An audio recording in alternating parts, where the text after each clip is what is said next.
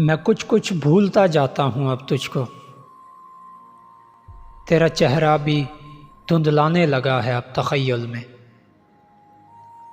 बदलने लग गया है अब वो सुबह और शाम का मामूल, जिसमें तुझसे मिलने कभी एक मामूल शामिल था। तेरे ख़त आते रहते थे तो मुझको याद रहते थे।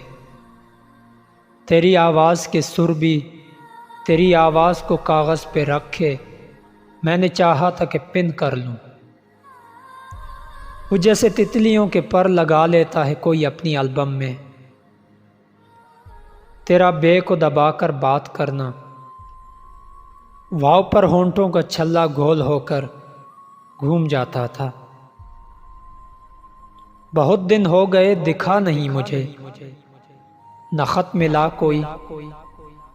बहुत दिन हो गए सच्ची तेरी आवाज़ की बूछाड़ में मैं कुछ कुछ भूलता जाता हूँ अब तुझको। मैं कुछ कुछ भूलता जाता हूँ अब तुझको। तेरा चेहरा भी।